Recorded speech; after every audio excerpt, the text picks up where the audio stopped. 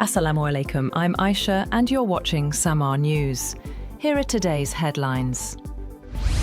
Chief of Defence Forces Field Marshal Asim Munir has emphasised that, despite unified high command, the three armed forces of Pakistan will retain their internal autonomy and organisational structures. Addressing officers of the three forces at GHQ, the Field Marshal cautioned that India should not fall prey to any self-deception or assumptions, warning that Pakistan's response in the future would be even swifter and more severe. He said Pakistan has delivered a clear message to the Taliban regime. They have no option but to choose between terrorists or Pakistan.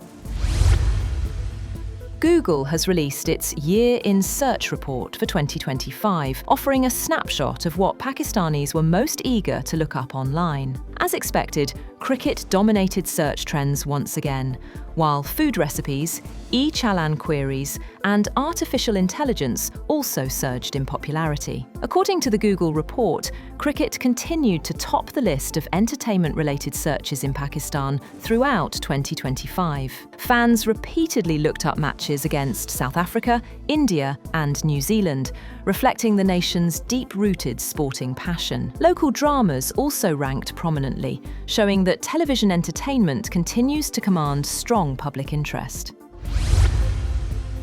Indonesian President Prabowo Subianto has reached Islamabad on a two-day official visit aimed at ushering in a new era of Pakistan-Indonesia relations. President Asif Zardari and Prime Minister Shehbaz Sharif received the Indonesian president, who was also presented a 21-gun salute upon arrival. The trip carries special significance as both nations mark 75 years of diplomatic ties. During his visit, President Subianto will meet President Asif Ali Zardari, Prime Minister Shehbaz Sharif, and Chief of Defence Forces Field Marshal Syed Asim Munir.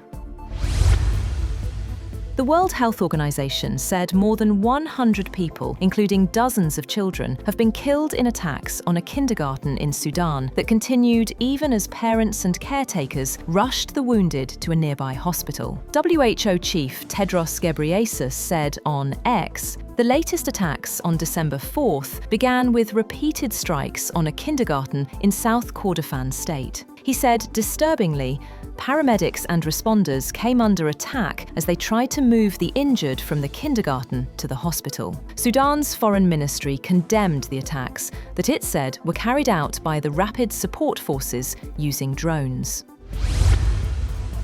An Australian firefighter has been killed overnight after he was struck by a tree while trying to control a bushfire that had destroyed homes and burnt large swathes of bushland north of Sydney. Emergency crews rushed to bushland after reports that a tree had fallen on a man. The 59-year-old suffered a cardiac arrest and died at the scene. A fast-moving fire over the weekend destroyed 16 homes in New South Wales State's Central Coast region, home to about 350,000 people and a commuter region just north of Sydney.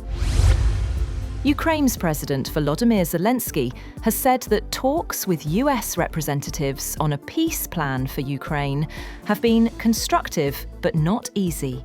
He said this ahead of his planned consultations with European leaders in coming days.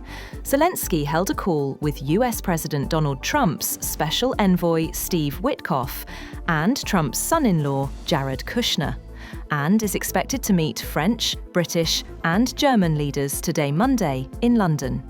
Further talks are planned in Brussels. Thailand has launched airstrikes along its disputed border with Cambodia after both countries accused the other of breaching a ceasefire agreement brokered by US President Donald Trump. At least one Thai soldier has been killed and 4 wounded in the fresh clashes that broke out around 2 areas in an easternmost province. Cambodia's defense ministry said the Thai military launched dawn attacks on its forces at 2 locations, following days of provocative actions, and added that Cambodian troops had not retaliated.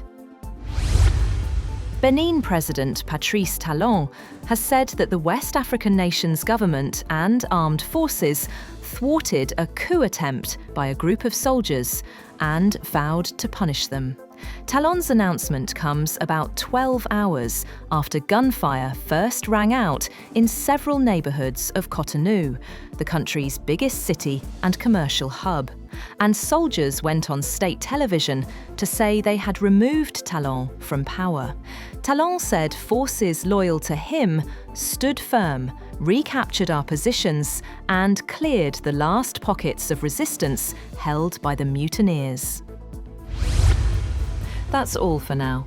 For more updates, visit www.samaa.tv. Thank you for watching Samaa News.